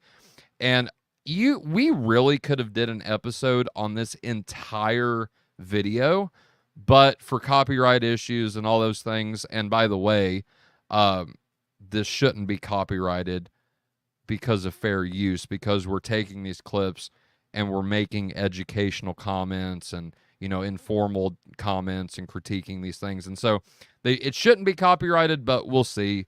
And I've got that in the description. YouTube, I don't want to get demonetized, so I'll just keep it there. YouTube people, look in our comments, fair use.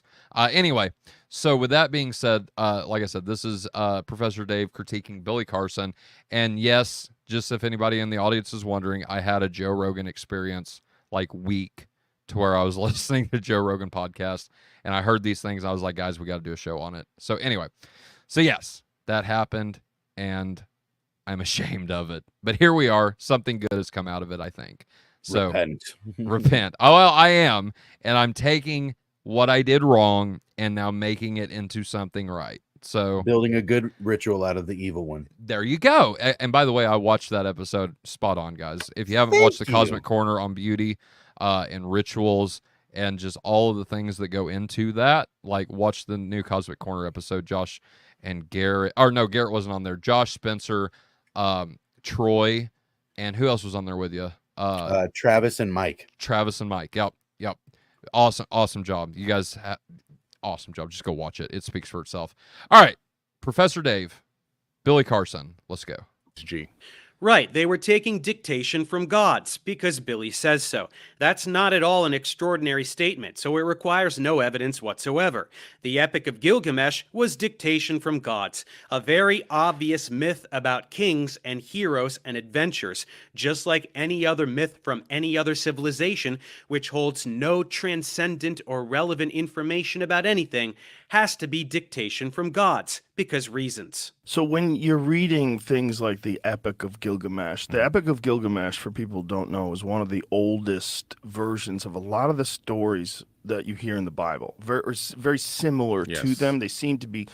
There always seems to be a great flood. There's a few heroes. There's angry gods. There's a bunch of stuff going on. Joe said something smart. Ancient Mesopotamian myths were recycled to develop Hebrew mythology, something most Christians don't know and don't want to know. But more importantly, he just totally dismantled the dumb thing that Billy said, and neither of them pick up on it. So, let me agree with that last part, and then completely, absolutely despise everything he just said other than that very last part, right? No, they didn't. Because, and David alluded to this earlier, I really think. if you have a bunch of different cultures that are, I don't know, telling a similar story, and they're all alluding to the historicity of this story, like, I don't know, a great flood, I'm just saying maybe it's not myth, maybe it's history that stems from an original source, because that's the claim. You have a flood that, from my understanding, can be argued that this happened during the Younger Dryas period. Shout out to Y-Files, who we just critiqued, but I learned something from them. But if you're interested in that, check out the Younger Dryas. That's a very interesting claim.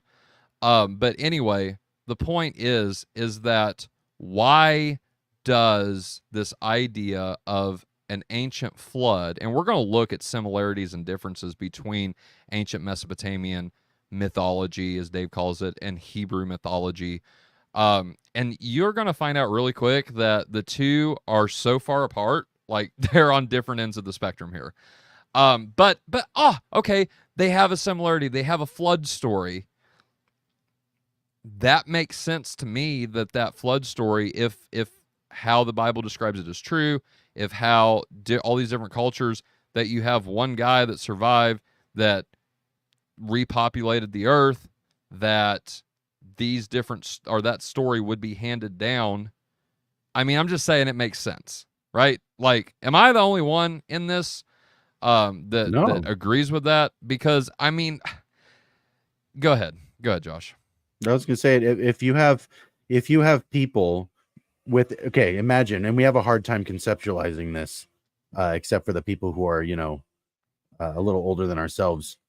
Before the internet, before telephones, before radios and TVs, people didn't have contact with each other. Gasp. Guess what? Whoa. The guys who wrote one thing didn't write another thing. It was very difficult. And to be honest with you, stories that old weren't written in the way that we're thinking of writing at this point anyway. They were told. They were recorded, but they weren't written like Dale pointed out earlier. They're not didactic texts with a list of dogmas and a historical continuity from one idea to another. Even some of the later things that people have constructed that are very legendary. If you read I don't know if anybody who's listening has read the Arthurian legends. You can make an interesting story of them, but they are not linear, right? Like they're not exactly made to be linear. They're episodic. You know what I mean? And so a lot of the things that are recorded in ancient mythologies are episodic and not linear in the way that we want them or expect them to be in the first place. And yet the scripture opens up and is from the beginning remarkably linear. And so you get this, and this is what Lewis called the pagans having good dreams, right? But then God comes along with an explicit revelation to the people of Abraham, and wonderful. That's wonderful, right? But it's like, why would there then be skepticism because there's overlap? If you had peer-reviewed science, the overlap is actually the reliability rather than a disqualifier. So it's just a weird cynicism that's guiding his thinking here. Dell, any comment before we get into similarities and differences? Well, I think it might be best. Let's. My point's related to the similarities and differences, but okay, it's kind of countering this point of dependence, like the assumption that the Bible is dependent on these pagan myths. Actually, we can prove historically the opposite is true. The pagan myths copied the Bible, and we can prove it. So yeah, where do you think that fits better? Let's jump into the similarities and differences, and then you can bring up that point. Okay, cool.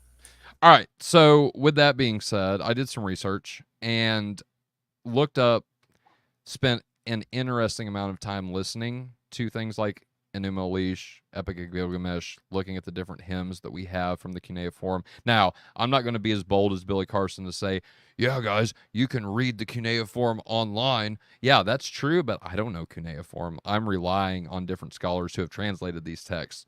But here's the thing that I've noticed, and I've wrote them down here, so let me just read what I've got here, and I think we'll see very, very soon that, yeah, there are some similarities, but it's not what y'all might think it is. So the first one we've got, creation stories. Both mythologies have creation narratives. In Sumerian mythology, the story of the creation of the world and humanity is depicted in texts like the Enuma Elish and the Atrahasis, epic. Hebrew mythology presents its creation story in the book of Genesis. So there's creation stories, guys. Whoa. Divine beings are another similarity.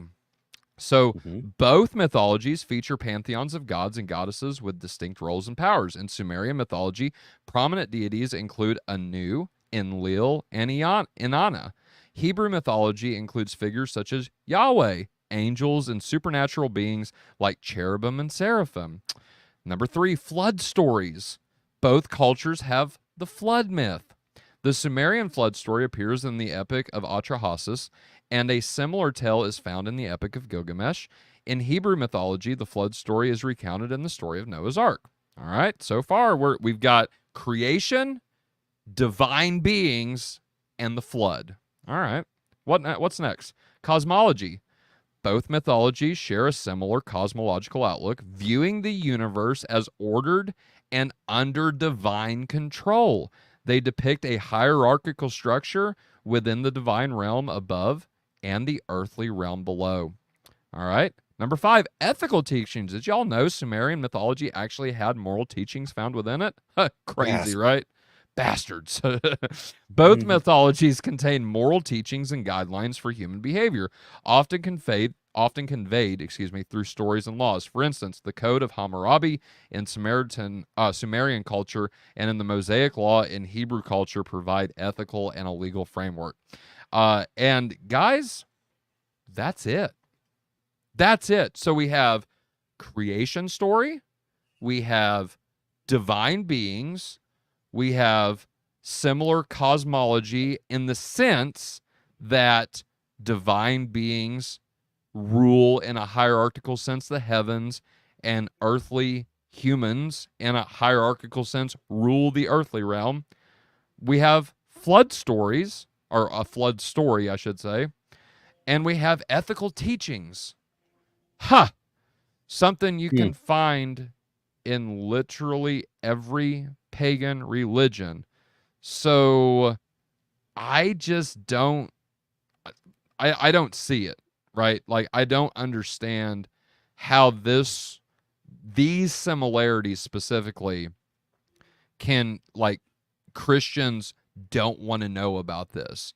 Like, yeah, we do. Like, this is something we love because it's not like what Professor Dave is kind of making it out to be.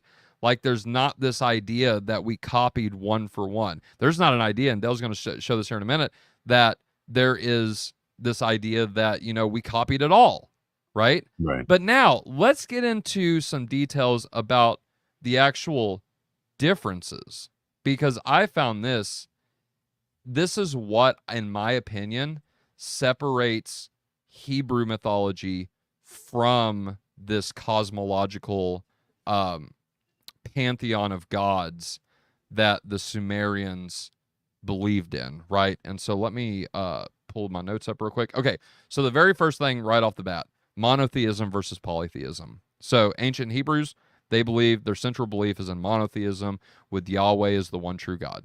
There is no other gods. We see this in Deuteronomy. We see this in Exodus. We see this all throughout the law. The earliest portion of the Hebrew text that we have, the Bible, the Old Testament, it all starts out one God, not many. There's one. The nature of the gods. Ancient Hebrews, Yahweh is considered omnipotent, omniscient, omnipresent, with a personal, Josh, there you go, God's a person, and moral nature. He interacts directly with humans, but in ancient Sumerians mythology, gods and goddesses are anthropomorphic. beings with human-like emotions, flaws, and behaviors. They often intervene in human affairs and possess specific domains of influence. See the Enuma of Leash.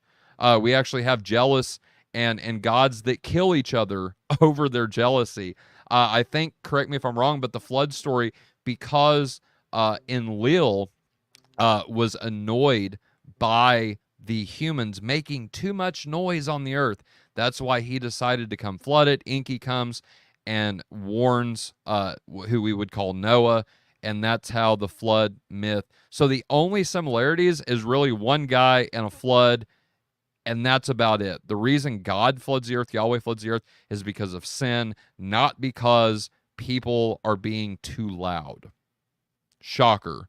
The third, cosmology and creation. So now we're going to get into, they believed that in gods that interacted and a God that interacted, and then a hierarchical structure in the heavens and a hierarchical structure here on earth. But here's the difference. Creation is portrayed in a singular event in Hebrew mythos, right? It's portrayed as a singular event initiated by Yahweh, who creates the world and everything in it out of nothing, ex nihilo. Humans are created in the image of God, but with the ancient Sumerians, creation stories involve multiple gods collaborating and conflicting in the creation of the world and humanity. And by the way, it's not ex nihilo. It's not out of nothing. They're all using things that was already there. And the stories like Enuma Elish don't really tell you how they got there. It just kind of leaves it open-ended. So I don't know. But anyway, creation is often depicted as a result of divine conflict and natural processes. Now, I don't know the exact story with the Sumerians, but I know, for example, and I'm not trying to get over PG here, but if y'all have younger ones, I'm going to try to make this as not gross as I can. But according to the ancient Egyptians, sexual activity was used to create the earth, really. There's also differences in like, or there's also like blood. It's usually like a bodily fluid in pagan mythos that somehow, some way sets into motion the creation of the earth and the universe. So that's a complete difference right there. Number 4, relationship between gods and humanity. According to the ancient Hebrews, Yahweh establishes covenantal relationship with humanity, particularly with the Israelites, based on obedience and faithfulness. Prophets act as intermediaries between Yahweh and the people. Ancient Sumerians, on the other hand, humans serve and appease the gods through rituals, offerings, and prayer to gain favor or avoid punishment. And guess what, guys? Sometimes it don't always work out. You can pray and pray and pray and pray, but if you're a fatalistic religion, hey, whatever's going to happen to you is going to happen to you anyway. Don't matter what kind of prayers you pray, don't matter what kind of rituals you do, you're still going to get what's coming to you. You're still going to get what has been decreed and fated by the fates or the gods. And sorry, and sometimes, like we see on Mount Carmel with Elijah specifically, what happens? You see all these people calling out to the god, right? It's Baal. And they say, Baal, come down, smote this. They were having a contest, for those who aren't familiar with the story, that whoever can have their god basically call fire from heaven and light an Altar. offering. Yep. They had bulls. They cut them up, put them on the altar. Whoever could do that, that would show that their god was the true God, right? And you see the 400 priests of Baal calling night and day, calling, and nothing happens. And so just because you do something doesn't necessarily mean the God's going to respond. And that was a big part of the ancient Sumerians. That's why they tried, but that's all they could really do is try. Number 5, afterlife and eschatology. This is where we touched on earlier. The ancient Hebrews, early Hebrew beliefs in the afterlife were initially vague, according to the Bible, with a focus on the importance of life on earth and a place called Sheol, where all souls, good or bad, would go after death and await resurrection and final judgment. See Job 19:25 through 27, Psalm 48:15 through 16 in the Septuagint, Isaiah 26:19, and Daniel 12:2. But the ancient Sumerians, on the other hand, believed in the underworld, Kur, where souls of the dead went after life. The afterlife was a gloomy existence without the vibrancy of earthly life. And so, not at all what, and as we described earlier, in what the Jews thought specifically about eternal punishment, there's a complete difference. And so you take the vague kind of similarities between the ancient Hebrews and the ancient Sumerians, right, in Mesopotamian religion, and you see, yeah, there's a little bit of overlap there, but then you get into the differences, which is what I believe sets all of these things apart, and sets both of these religions on complete different ends of the spectrum, that you cannot say, Professor Dave, that they copied or that they recycled these myths. There's too many differences, and I just listed the top 5. There's more. There's a lot more to it.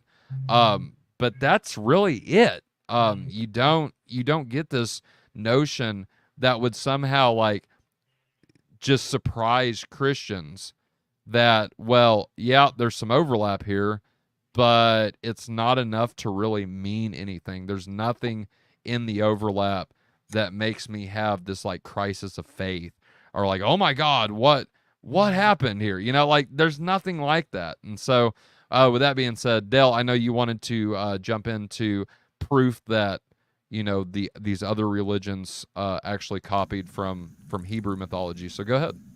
Yeah. So, okay. So just before I make that point, I just have a quick, and it'll be within fair use, for a quick 4-minute clip of Dr. William Lane Craig's great. No more. I'm the only one allowed to show clips. Well, I think this will be really helpful. And it's 4 minutes. That's going to get us into copyright territory. Dale, come on. Are you sure? Because yes. I've never had any issues with it. Fine. Okay. Dale's gone. Well, with that being said, guys, no, I'm just playing. Go ahead. Okay. Go ahead. Play the clip. I've never had issues with William Lane Craig, so fair use, right? Yeah. Let us use it, Bill. Come on, Bill. I got Hugh Ross on for you, Bill. So, yeah. All right. So this is, yep. Okay. 4-minute clip. Last time that too many Old Testament scholars have succumbed to the affliction of parallelomania. That is to say, trying to show that one narrative is dependent upon another by examining details taken out of context. And this results in cherry picking that can be very misleading in demonstrating alleged independence. Now, just this week in my reading, I encountered a paradigm example of this sort of cherry picking. In his book, Creation Accounts in the Ancient Near East and the Bible, Richard Clifford has this to say about the relationship between the Epic of Gilgamesh and Genesis 1-11. He says, such kaleidoscopic reuse of traditional materials may seem strange to modern readers, but ancient authors evidently liked to put familiar objects in new contexts. Now here, Clifford actually appears to endorse cherry picking. That is to say, comparing details of narratives without appeal to their context. And he gives as his example certain details in the story of Gilgamesh. Now, by way of background, Gilgamesh was a warrior king who was able to defeat every challenger that came against him. And the gods made for Gilgamesh a close companion and aide named Enkidu, who was originally a hairy wild man that became then a bosom friend of Gilgamesh. Gilgamesh and Enkidu were, if you will, the Tom Brady and Julian Edelman of Mesopotamian mythology. Now, Clifford draws the following parallel between the Gilgamesh story and Genesis.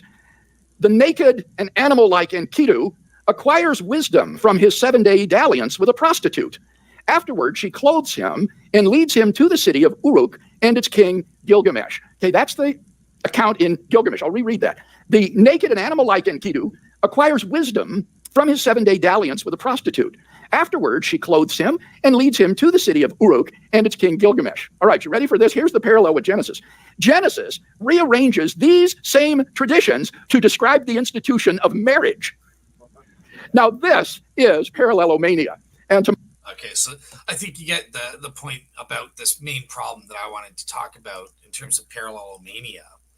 So that's the first problem, right? Is that they're pointing to parallels that aren't actually parallels in the first place. And then the second point I want to make is the point that Tyler was mentioning, right? Is that sometimes even when there are parallels, the skeptic just assumes that it's the Bible that's copying the pagan, when actually we have proof historically the opposite is the case. So again, going with this epic of Gilgamesh, in terms of the flood legend, for example, we can prove that the oldest versions of this Gilgamesh story, it doesn't have a flood story. The flood isn't in it. It's just completely absent. Now, there is Tyler was talking about the older Sumerian Mesopotamian poem called Atrahasis, which does have a flood account that's dramatically different from the flood account in the Bible. And guess what? Gilgamesh obviously has borrowed elements from and was dependent upon this Atrahasis account. But there are certain elements that are unique only to the book of Genesis. So, for example, the story about Noah and the birds, his using the birds to see if the flood is subsiding and stuff like sorry? Oh, I just say, yep. Like he uses a raven and then he uses a dove. Yeah. So that's not in the Mesopotamian versions at all. It's not in the Atrahasis story. It's in Genesis, which predates the modern version of Epic of Gilgamesh, which has this flood legend. So actually, we can prove the Epic of Gilgamesh is copying the Bible and taking these details and combining it with the Sumerian version of the flood. And this is what scholars have discovered, right? So, it's actually, we can prove the opposite. The fact that the Epic of Gilgamesh is copying the Bible. It's not the Bible copying the Epic of Gilgamesh or anything like this. So that was my 2 points there.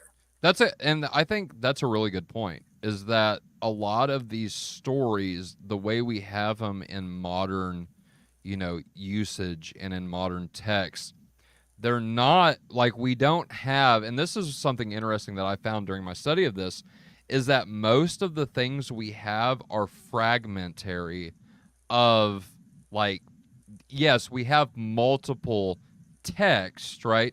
But they're fragmentary, and what we use is a lot of, I forget the technical term for it off the top of my head, but basically there's like a lot of blank lines, and scholars can kind of assume from like other stories and other things found at this, like what that would say, but it's not word for word, and it's a combination of all of these different sources combined to get the account, right, to what scholars think they were. Now, maybe they were, maybe they weren't, but this is just the scholar's best guess. And I'm not saying like there's any reason to doubt, but keep in mind that what we don't have from Sumeria is what we have for the New Testament. We have 5,800 plus Greek manuscripts, some full codexes and other full Bibles that were, that stem back to the 4th century. We don't have that in Sumeria mythology. We have fragmentary pieces of pottery and tablets and all these different things that are used to combine and get the best guess of what these stories actually said. So to say that, well, we know for certain, that's just blatantly false. We don't know. We're guessing and we're assuming. Yes, they're educated guesses. Absolutely. I won't deny that by any stretch of the imagination. But there are still guesses. We don't have what we do with the New Testament, for example, which is why people like Daniel B. Wallace, for example, will say that the New Testament is the most authentic and best attested to historical document that we have, because we have so many copies of the text that we can look back and say, yep, this is what, the Bible said.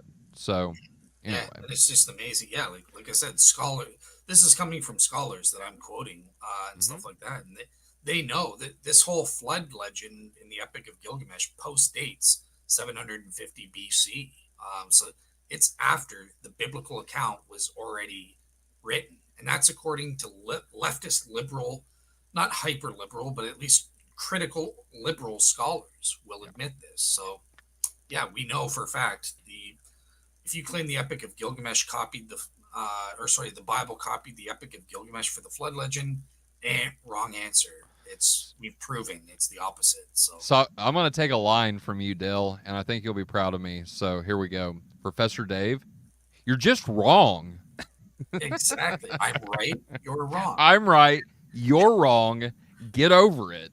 But you're just wrong. So stop giving your millions of followers false information. Do the research, figure it out, and actually say something, and I don't get me wrong, like I like what Professor Dave does with Flat Earth and all these other different things like that. But whenever it comes to Christianity, it's just like he doesn't give it as much, due. And maybe that's because he thinks it's bogus, whatever. But like you'll research Flat Earth, but not give the same amount to Christianity. Like, and if you think we're wrong, doors open, bud. Come on, let's discuss it. So anyway, with that being said, any closing remarks, guys? Like, that's all the clips that I have. What did you guys think? Did you like doing this? Like, was this a fun episode for y'all? Yes. For me, it kind of continues on with the spirit of David Russell's deconversion things, right? So, this is popular on my channel, and I'm assuming it's popular on Faith Unaltered. I can see that 24, and that's actually dropped from where it was. So, it seems like I think this is helpful for people, and like, okay, what are real world complaints or objections to Christianity, and how do we respond to it? So, I hope it is, because we need people like this, right? We need people that's willing to stand up and say, hey, look, I know you're popular, but popularity isn't always true, right? So just because so-and-so says it, and I like what Professor Dave said with Billy Carson, just because Billy says it makes it true? Okay, now take that standard and apply it to yourself. You don't give any sources. You don't do anything that you accused Billy of not doing, rightly so. Like, I agree, Billy should have had sources. But Dave, so should you. And that's what we've done. We've brought the sources to the table to show you that you're wrong. So please admit that. And for our audience, get this to people like Dave, like Joe, like Y-Files, like AJ, and I've tagged them in it, so hopefully they will see it. But push this content out there to where they have to look at it and say, hey, look, deal with these claims that we're making, because what you guys are saying is just patently false. Just stop. Anyway, Josh, I saw you on mute. I was gonna say I enjoyed this conversation. I like doing these clip responses, and I think it's good too, because so far almost every time we've done these clip responses, they're clips that I haven't yet watched all the way through. Okay. And so I'm genuinely hearing them for the first time and kind of reacting to them, just like one of the audience would if they were hearing this for the first time and going, what in the world? You know what I mean? And so I think it's useful when we're on here and we're actively thinking through it. Like that's what I like. That's what I like about it, is because I'll just say same for me, Josh. It's that I literally found out about the show 10 minutes before the show, so I've never seen these clips or anything. So like, yeah, it's good. Okay, what do you say on the spot? Like, I don't have prepared notes like Mr. Tyler up here with his 5 organized points, or maybe that's just off the top of his head. Maybe you're a genius. I don't know. he's oh yeah, there it is. There's your cheat sheet. Fast typer. I don't know.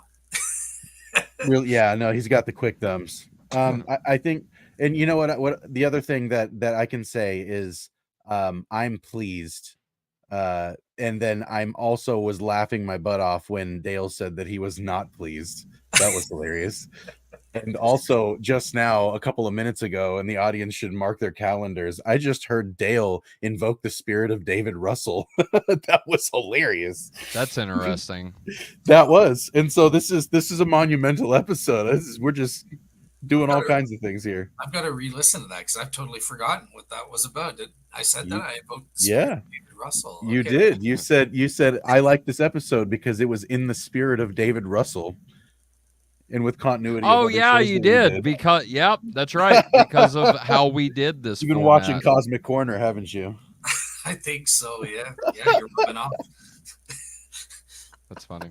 All right, guys. Well, that does it for this episode of Faith Unaltered. Thank you all for hanging out with us. I'm taking this is my last episode for the month of July. I know we're in June, but I'm taking the month of July off, and I'm going to need some much-needed prayers. And I'm going to record an audiobook for Craig Trulia. I hope to get that done during this time off and spend some much-needed time with my family. So with that being said, y'all have a... Go ahead. Just for Real Seekers announcements, I can never let it go. So yeah, but just for Real Seekers announcements, because Faith Unaltered will care on Wednesday, July the 3rd. It'll be a joint show, Real Seekers and Faith Unaltered. Dr. Shabir Ali, we're scheduled to have him on. Hopefully no more postponements, but we'll finally be doing the debate on the evidence for the crucifixion of Jesus versus what it says in Surah 4, Ayah 157. Then on Friday at 10 a.m., I'm bringing on Otangelo Grasso to talk about his new book on the fine-tuning argument for God, fine-tuning of the universe, as well as the cosmological argument, stuff like that. And then on Saturday at noon on Real Seekers, I'm bringing on Tyler Vela to discuss, some of his reasons for deconversion, but also discussing some of the positive evidences, like the evidence for the resurrection, the Shroud of Turin, and how do we put that all together to see if he should believe or disbelieve, kind of thing. So that's everything next week. When you're on there, tell him I'm ready with my free will. Did the early church believe in libertarian free will? I will. I'll tell him. Whenever I get back, let's schedule that. So, all right. Josh, any announcements? Just that the next month in Tyler's absence, we'll probably have more than one Cosmic Corner episode. So I'm going to see what I can do. Try to aim at a couple of different things that I think would be really useful. One of them being probably exploring inverse rituals, especially in relation to some of the things we were talking about today. I think that would be wildly appropriate. So yeah, maybe we'll do a follow-up episode to the identity and ritual episode that we just did. So that's what I'm thinking so far. I have a couple other things in mind, but might do more than one. Fun stuff. Looking forward to that. And I'm hoping, and so no, I've not put off the Patreon for those who are interested in that. I'm ran into some difficulties that I'm going to take the month to try to figure this out. And hopefully before I come back, we'll have a Patreon up. And so people that want to donate to us monthly will do that. And are able to do that. It's not that I've been putting it off. I've looked into it, but I've ran into a difficulty. And so hopefully David and I can figure that out soon. So with that being said, y'all have a wonderful night. Thank you for hanging out with us. If you'd like to donate to our cause, links are down in the description. Just go to our Linktree and you'll see the donate tab. But we love you all, and we thank you for hanging out with us tonight. And so until we meet again, good night, God bless, and know that you are loved.